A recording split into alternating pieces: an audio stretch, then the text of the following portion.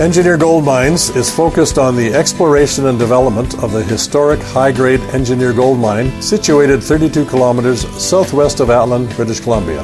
Engineer Gold Mines is fully permitted for surface and underground exploration with the drill program now underway. Engineer Gold Mines Limited trades on the TSX Venture Exchange, symbol EAU.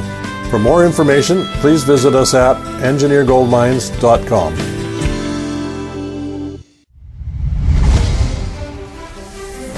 Welcome to the Goddard Report. Comments made on the Goddard Report and TalkDigitalNetwork.com are an expression of opinion only. Here is Jim Goddard. My guest is Jordan Bateman, Vice President of Communications and Marketing for the Independent Contractors and Business Association in British Columbia. His website, icba.ca. Welcome back to the show, Jordan. Thanks for having me, Jim. Jordan, construction costs must be skyrocketing right now. Lumber quadrupling in price over the past year. I see copper is nearly $5 a pound. It wasn't that long ago. It was $2.72. Yeah, you're exactly right. Lumber, steel, these costs are going up. There's supply chain issues for a number of other supplies, and it really comes down to a couple different things. First of all, the supply chain still trying to recover from COVID, trying to get fully up and staffed and churning out more materials. But then second of all, the United States is going through an absolute boom right now, and they are taking so much of the supply south, or holding on to them, not letting them trickle north, that it really is affecting costs in a major way. I was talking to someone who was building a 300-unit building in Kelowna. And between the time they priced supplies last year and actually bought supplies this year, they've seen some incredible cost increases. For example, rebar for that project went from being about $1.2 million to being $2.2 million. That's up $1 million. They're not buying more rebar. It's the same amount that they'd planned to buy before, but they needed it. Lumber was even more. Lumber started at, they were budgeting about $3.1 million a year ago. They're now spending $6.8 million was the latest quote they got for the lumber. That's a $3.7 million increase. Just to put it all into perspective, in steel and lumber alone, if they have to pay these full rates, you're talking about adding $16,200 of costs for every unit being built in that residential complex. Wow. And of course, if people pre-bought at the pre-construction price, that's going to cost that company a pot full of money. Well, exactly. Like someone ends up holding the bag somewhere, right? Like either it's a subcontractor who bought supplies, or is having to buy supplies now, and their contract says it's going to cost this much, or they're going to be paid this much by their contractor. So they may end up holding on to it. There's a lot of issues going on. Lumber has become such a valued commodity that companies are actually hiring security to on projects that have a lot of lumber laying around, that mainly to make sure that no one walks off with their wood. So it is another expense that's being layered into the cost of housing, and that of course strikes at affordability. Sure, and we had copper thieves take out our fire suppression system in our guest parking lot in my condo in New Westminster. We know who they are because we got them on video and some good quality stuff, but of course they don't stick around. And this brings to me the question, why don't they have a provincial-wide law that any scrap metal has to be registered and photo ID provided? Right now it's municipality by municipality. They always find a place that will buy this stuff on the sly. Yeah, that was a big problem when I was back on Langley Council 15 years ago. Is it 15 years ago? Holy smokes, I'm getting old, Jim. Almost 15 years ago. And you're right. I think we passed a scrap metal bylaw at the time, but there was a lot of hope, a lot of talk that maybe the province would step in and administer it completely. They haven't done that, and so you're right. You get this piecemeal approach, and that means there's always some dealer out there willing to buy this scrap metal that is obviously stolen from another project. Sure, and there was a recent theft as well. Somebody was going for copper power lines. It turns out the power lines were aluminum, worth about $20, but they caused $20,000 in damage. Yeah, that was a big problem too. If you recall, a lot of municipalities and builders switched away from copper because it was getting stolen so often, specifically to save money in replacing. But not everyone got the message, or some of the aluminum, I guess, got confused. And you're right on that project. It's a great example. Mm-hmm. The thing we're hearing from builders is that, like, they're hopeful that this is just a blip, and that the prices will begin to fall later this summer.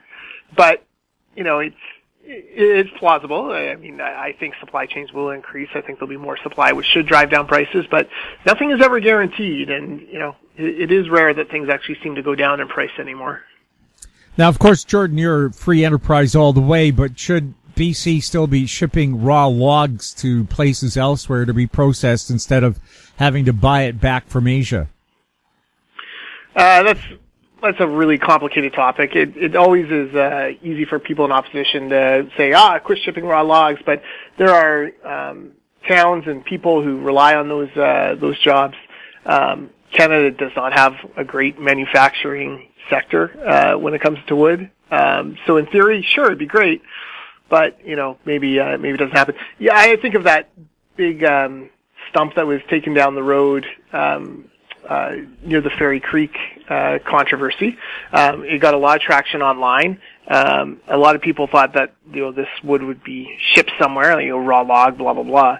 But actually, it's being turned into acoustic guitars, here in British Columbia. So, lots of wood does get used here. We're never going to be able to use it all, and if you can get a good price for those raw logs, there's no reason. I just to be careful about knee-jerk statements that we need to shut down entire swaths of the industry when we don't know what the actual impact of that would be. Jordan, what's your opinion on this war on natural gas? It didn't exist until about 4 years ago, where all of a sudden natural gas became evil, yet we have billions of humans that are still using animal dung to cook their food, and they get lung ailments from it. Natural gas would be a lot cleaner burning. Should we do more to promote LNG instead of denigrating it? Yeah, no, we're big supporters of LNG here at ICBA. We fought for the industry to start. We, advocated to help get LNG Canada across the line. We have many of our workers building the Coastal GasLink pipeline right now. These are fantastic jobs. It's clean burning energy. Just, compare an LNG plant to a coal plant. I mean, you get more energy, it's cleaner, it's safer. We have a massive supply of it. No, we should definitely be doing more. I see that in Ottawa they've decided they're going to switch the eternal flame that burns outside the Parliament buildings off of natural gas. I'm not sure what they're planning to switch it to. They claim, fossil fuel emissions, blah, blah, blah. But natural gas is a very clean burning fuel.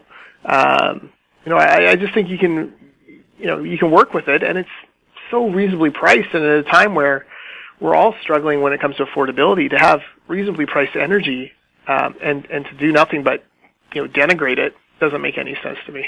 And the last time I checked, BC had something like a 200-year proven supply. Yeah. And the thing about, oil and gas reserves is, there was a lot of talk in the very early 2000s that we were hitting peak oil, that all the oil that we could ever possibly take out of the earth would be used, and then, there'd be scarcity and the whole world would, crumble and fall apart, and that's why we had to address renewables. The truth is, technology keeps getting better and better. We find other ways to tap into other reserves. We're nowhere near peak oil. That was debunked completely. We're nowhere near peak gas. We have centuries worth of gas just in British Columbia, let alone other places in the world. And you can bet that if, the technology will continue to increase, and we'll continue to find ways to, find other gas and oil that we can use for important projects.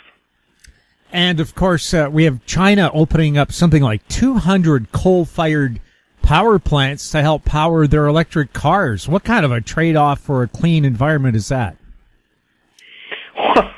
Yes, that is exactly it. Like, okay, so you don't want liquefied natural gas. You prefer coal. People are going to get energy somehow, some way. And right now, for China and other parts of the world, the easiest thing to do is coal. And that is much worse for the environment than LNG. And we need to remember that, by using LNG, by switching them from coal to LNG, we're actually saving the environment, saving emissions, and doing the very things that these eco-activists want us to do. We'll have more with Jordan Bateman right after this. Media recognition from Bloomberg, Reuters, recycling trade publications, patented process for 100% recovery of critical metals, including cobalt, lithium, nickel, manganese, aluminum. American Manganese is focused on recycling lithium-ion batteries for electric vehicles. American Manganese trades on the TSX Venture, AMY, the US, AMYZF, and Frankfurt 2AM. For more information, visit AmericanManganeseInc.com or phone me, Larry Ray, at 778-574-4444. Don't miss out. Stay informed. Receive the HowStreet.com weekly recap with thought-provoking podcasts, radio, and articles delivered to your inbox. Sign up for the HowStreet.com weekly recap on our homepage at HowStreet.com. Welcome back. We're speaking with Jordan Bateman. Jordan, the Independent Contractors and Business Association has made a major push into the field of mental health for its employees. Can you tell us about it? Yeah, ICBA, we have launched what's called the Workplace Wellness Program. And essentially it's a program designed for construction workers to help with mental health on work sites and in the construction industry. Construction has a suicide rate 7 times higher than other occupations, and it's something that has been hit hard by opioid addiction and overdose, by suicide, by pain management, and things like that. So we launched this program. Happy to say that the first batch of companies are going through it. We have about 60 companies in the pipeline to do it. 20 started yesterday, June 1st, including ICBA, our own association. Our staff are doing this program. And it's incredibly comprehensive. It's got, this month for us at ICBA, the theme is tackling stigma, breaking through mental health stigma. It has videos. It has toolbox talks. So, if you're working on site, the foreman has a little 200-word talk you can give to kind of help people. There's posters, there's flyers, there's extra learning if people want it. Really well done. I've been super impressed.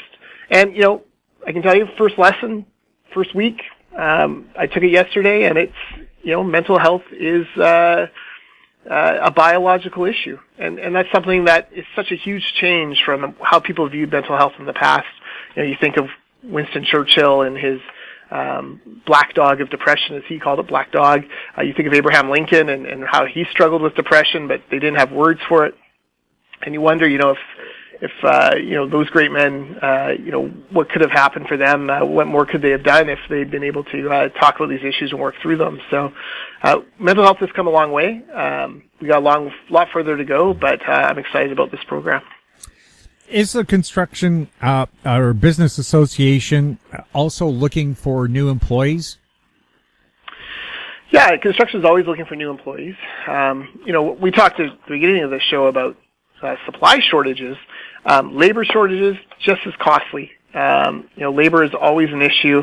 We have companies right now who would happily hire folks. Send a resume. You'll get hired. You can be on a site. Today is Wednesday. You can be on a site by Friday or Monday at the latest, working away. So, if you're able-bodied, willing to work hard, there's definitely a path for you in construction. You can actually go to icba.ca/jobs, upload your resume there, and we'll actually connect you with some of our members who are looking for workers. Jordan, thank you so much for chatting with us. Thanks for having me. My guest has been Jordan Bateman, Vice President of Communications and Marketing for the Independent Contractors and Business Association. His website, if you want to check out those jobs, icba.ca. If you have any questions for Jordan or any of our other guests, you can send them to info@howstreet.com. Our YouTube channel is Talk Digital Network. Find us on Twitter at Talk Digital Net. We're also on Facebook. I'm Jim Goddard. Thank you for listening. Comments made on the Goddard Report and TalkDigitalNetwork.com are an expression of opinion only. The Goddard Report is available online and mobile at TalkDigitalNetwork.com. The Goddard Report is a production of How Street Media Incorporated.